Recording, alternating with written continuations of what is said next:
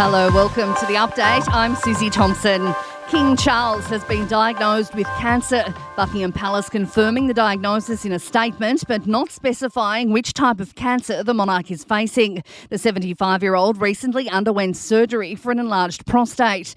Europe correspondent Brett McLeod has told Nine the news was delayed publicly for good reason. To allow Charles himself to tell his children that he's being treated for cancer, including William, Harry and Andrew and Edward, his brothers as well. He's also, we understand, getting regular treatment, but will continue to undertake state duties. A new source of tension between Australia and China, dissident and pro-democracy writer Yang Hanjun has been sentenced to death for alleged spying after he was arrested during a visit to the country of his birth 5 years ago.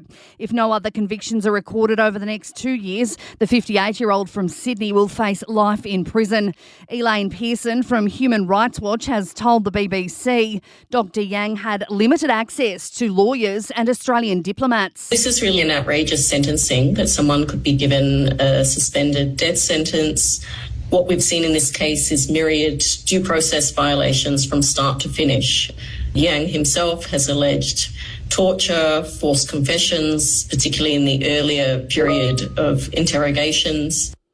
4 teenage boys are being questioned by police over a carjacking west of Brisbane which killed a woman. 70-year-old Vilene White was stabbed to death in a car park in Ipswich. Another 15-year-old boy has been charged with driving a stolen car.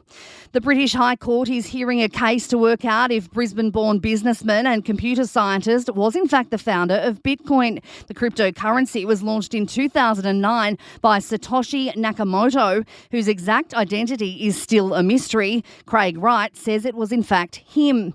The Crypto Open Patent Alliance claims the 54-year-old is not the founder, suggesting his evidence is either fake or doctored. Thousands of Australian sheep and cattle stranded on a live export ship off Perth's coast will not be sent to the Middle East. The federal regulator has refused an application from an exporter after the company failed to meet criteria appropriate to ensure the animal's health and welfare. The Reserve Bank will meet today for the first time this year with no change to rates expected as inflation cools. And Western Australia's biggest union has collected the 500 names it needs to form a new political party. Nurses and Midwives WA says Labor has left the health sector behind and they want experienced nurses making the decisions that affect them rather than career politicians. Sport and entertainment are next. In sport, the Aussies are looking for a one-day international series clean sweep of the West Indies today when they go head-to-head in the third and final one-dayer in Canberra.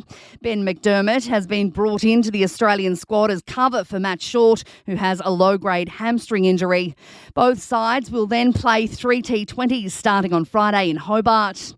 And New York will host the 2026 FIFA Men's World Cup final. The expanded 48-team competition will be played across the US, Canada and Mexico City.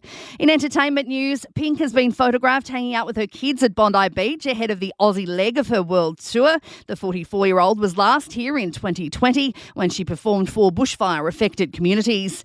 And the last surviving castmate of British TV classic Dad's Army has died. Ian Lavender played the hapless Frank Pike, joining the show as a 22-year-old. No cause of death has been given for the 77-year-old. And that is the latest from the Nova podcast team. We'll see you later on for another update. I'm Susie Thompson.